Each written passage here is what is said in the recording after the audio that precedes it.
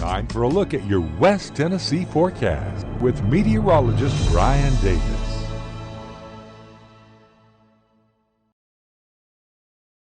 Welcome in, everyone, on this Sunday evening. Boy, it's been a really nice weekend. You know, we had that severe threat yesterday, but it did not materialize. In fact, the storms wound up developing about 50 miles north of where we had anticipated or where weather models were showing that they would be. By the way, if you haven't looked at it, I did a social media post on our West Tennessee Weather Channel Facebook page. Check it out. And it really goes over if you've been, like lately, you've been saying, gosh, the weather just doesn't seem accurate as it used to be. And regardless of which source, whether it's here or whether you've got like a phone app, regardless of where you live, if you go out of state, like 3 states over, and you maybe have family there and you guys watch a weatherman or a weather lady there that's your favorite, you've noticed it there too, most likely. It's anywhere. We're all suffering with less accurate weather data. And I made a post about that. And so if you've been wondering why things have been seemingly less accurate, and in some cases a lot less accurate, I've got a good explanation for that. And it's concerning the lack of weather balloon launches. For over 50 years, both in the morning at 6 a.m. and then 6 p.m. in the evening, all across the United States, they turn the weather balloons loose each day. Well, in some areas, they've knocked that down to 1 balloon launch a day.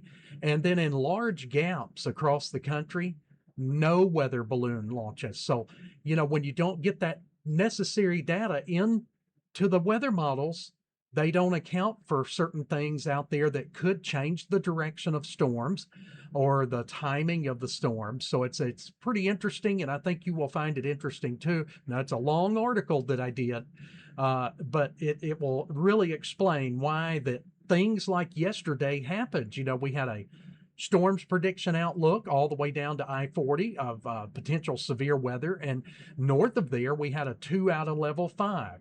By the late afternoon, that was lifted to the north.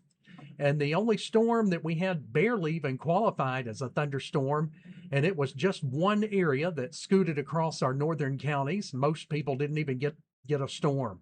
And then the severe thunderstorm watch that went out for our northern counties that later was expired early due to the fact that nothing was going on.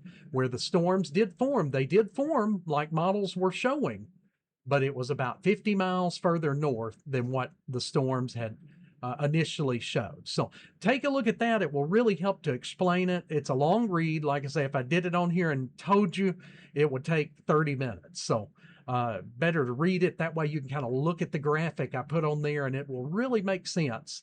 Kind of explains what's going on these days. All right, well, let's go ahead and talk about the weather. Today's a little bit easier as it's been just a mostly sunny and a very hot day. And we still have enough data that we know pretty much that we're heading into a very hot and atrociously hot weather pattern over the next few days. Now, it's already been hot today. I was out there I kept coming in about every 5 minutes just because most of the time I've been out this year, it's been when it was in the low 80s at best. And today, well, there you see, Savannah feels like 103 degrees out there. And that's because that dew point is 75. When you get that much moisture, steam in the air, you sweat if you're out there very long, but it doesn't evaporate because the air is like, no, we don't want any more moisture.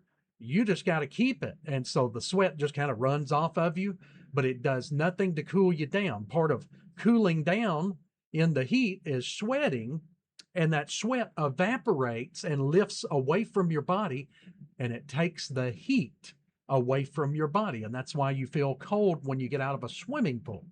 That evaporative cooling effect. We call it evaporative cooling. There's no evaporative cooling out there, and even your air conditioner system that uses evaporative cooling coils and things of that nature, it's struggling today more than normal. All right, well, be careful. Take plenty of breaks. We got more heat on the way. It's only going to get worse heading into this week. 91 out there. If you've got a friend or a neighbor that's got a swimming pool, if you're not friends with them, try to make friends with them. It could go a long way with a week that we've got coming up ahead. All right, let's go ahead and take a look at downtown Parsons. We're at 90 degrees. It feels like 98 out there. Memphis, it's 88 degrees, but feels like 96. And here in Paris, it's 90 degrees, but it feels like 100 on that heat index. And you can see those temperatures are a lot meaner than yesterday's upper 80s. We got a lot of 90s out there today. All right, let's go ahead and take a look at our winds. At least we do have some wind. That does help out a little bit, but not much with this type of heat and humidity.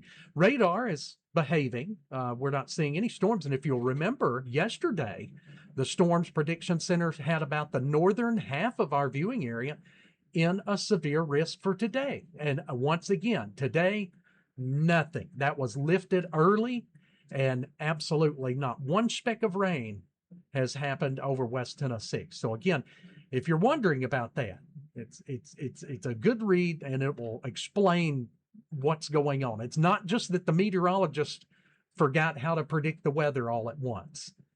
It's a lot goes into it, and we're not getting as much data by far as we used to. And in some cases, I believe that we've gone backwards 15 to 20 years with some systems in the accuracy of overall weather forecasting. And that's kind of scary when you think about it. All right, well, let's go ahead and move forward. Radar is giving us no problem right now. We got that frontal boundary still sitting up there.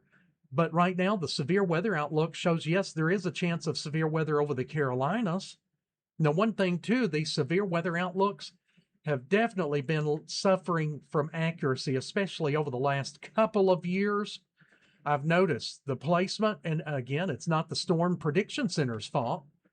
When they only get lack of data or very little data compared to what they used to from weather balloons, you got a lot of blind spots, and so it has definitely appeared to affect the outlooks, because I can tell you, just from doing this 28 years, it used to be far more accurate. And we're talking about back in the early 2000s.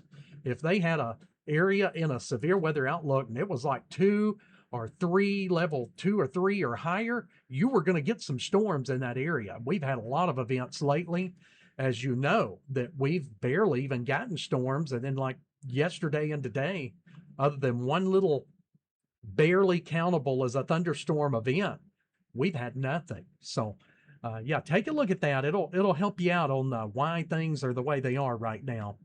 Again, nothing political. It's strictly about the science and what's going on there and why.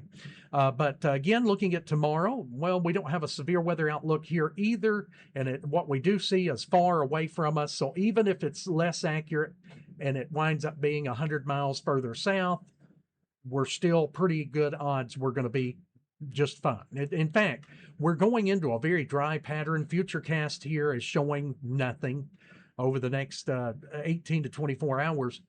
And what's going to happen, the drought situation is going to start going back the other way. We had seen a little bit of relief in the drought, but it's going to start going back the other direction for the worst, because we're going to have at least 5 or 6 days that look almost completely rain chance free. And so we're going to start to dry back out again. All right, well, let's go ahead and take a look at our evening planner here on this Sunday evening, overnight planner, if you will. Still the low 90s through 6 o'clock. In fact, some of our warmest temperatures will be coming up here around the 6 o'clock hour this evening. Then we'll drop into the mid to upper 70s overnight. Here's your hourly forecast. Could have a few patchy clouds there at around dark, but again, no rain expected at all. It's going to be a muggy, humid night, too. Like I say, most areas will stay in the mid to upper 70s overnight. And you can see waking up in the morning, a very blazing hot sunshine already. We'll be at 80 degrees by 8 a.m. So that's when a lot of you are heading off to work. So yeah, make sure that air conditioner is in good working order. Looking at the next several days, look at that. That's our model blend trend. So we're using several models that are known to be accurate with the heat. We're looking at the weather patterns, what we can see on satellite, radar, and many other things. And we generate this graphic, and it has upper 90s. Now today, it's been low 90s, but check that out. If you thought it was hot today, that's why we've had the heat advisory, but we're looking at a big potential for excessive heat warnings and higher level heat warning and advisory situations coming up next week, starting Monday. So we will feel like over 105 degrees at times. And then looking at that 7-day forecast, so based on all of this information, this is what we put together. Upper 90s Tuesday, Wednesday, Thursday, right on through Friday, and now the very latest, Saturday, Sunday. When have we seen this season where we could put sunshines all across the 7-day? So that's bad news for the drought situation. We're going to start to lose the catching up that we had done as we're going to go back to a drier phase here. But just use caution if you're going to be out and take those breaks every 15 minutes in the heat. This is the time of the season we start to hear about people going to the emergency room or people losing their life to heat illnesses. So remember that when you head outside to do lawn work. Best case is to do it early in the morning or late in the evening when it's a lot cooler. Take care, everyone. Have a great rest of your Sunday night. It's always a joy to be with you, and thank you so much for watching us here on West Tennessee Weather Channel. We are West Tennessee Weather Channel.